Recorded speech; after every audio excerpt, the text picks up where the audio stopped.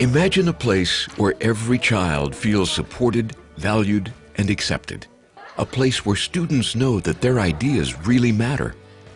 Imagine school in a climate cultivated for learning. Cultivating the learning climate is an essential part of what it is that we accomplish in schools. It's essential, of course, that the learning climate within the classroom is supportive and encourages students to learn, to make mistakes, to learn from one another, and to persevere. How do we build a learning climate that has respect and responsibility built into it? The best way to build that climate is to embrace it school-wide. When the adults in a building collaborate, when they support and respect one another, it becomes part of the school's culture. In team meetings like this one, collaboration is all about what's best for students. So our focus today will be taking our narrative. Jan Armstrong and Carolyn Hasselbar are good friends and colleagues. Both are fifth grade teachers. We actually see each other every morning. We're either by the copy machine or by our cars, and we do text a lot back and forth and just throw ideas to each other all the time. It's like we have styles that are similar but also completely different. So this is what I'm doing today, and she might take it and run with it in a total different directions, but we're constantly talking.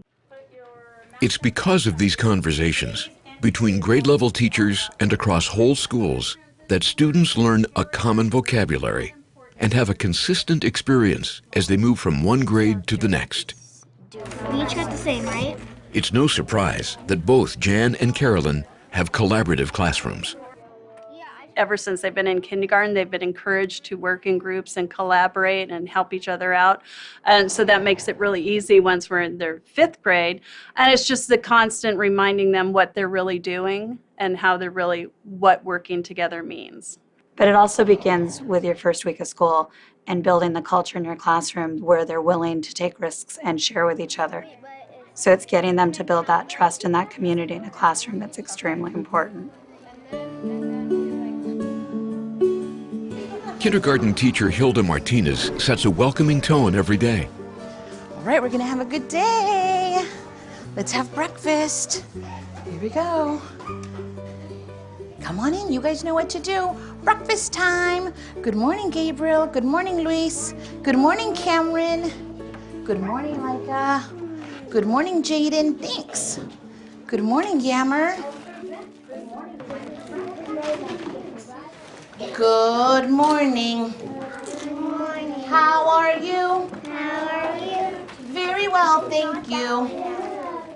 How about you? Buenos días.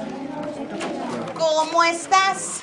Her morning routine encourages the children to welcome and greet one another. ¿Y usted? Boys and girls, magandang umaga. How are you?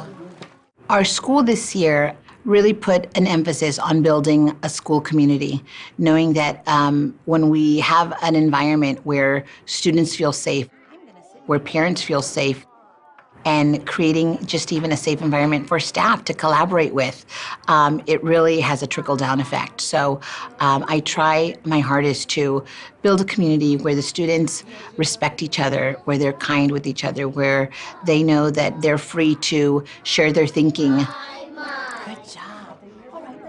Building a sense of community is important at every grade level. This is 11th grade U.S. history. All right. Ladies and gentlemen, welcome and good morning. It's great to see you all. I had to start with just practicing some basic skills when talking at your table, things like eye contact, listening when the other person's speaking. After that, we went to, how'd your weekend go? Talk to your partner about how your weekend went. I found it just really helpful to be able to start with that, because then once we ask them to talk about something that's maybe less interesting to them than what they did this weekend, they're just more willing, because they've kind of got the talking started, and they're just much more conversational in general after. The collaboration's easier after that. We need to give them a chance to share their idea. Melissa Noble knows firsthand that a favorable learning climate encourages students to blossom. It's really, really important in the beginning of the school year to establish that community. I really want my students to feel safe, and I try to build this sense of family.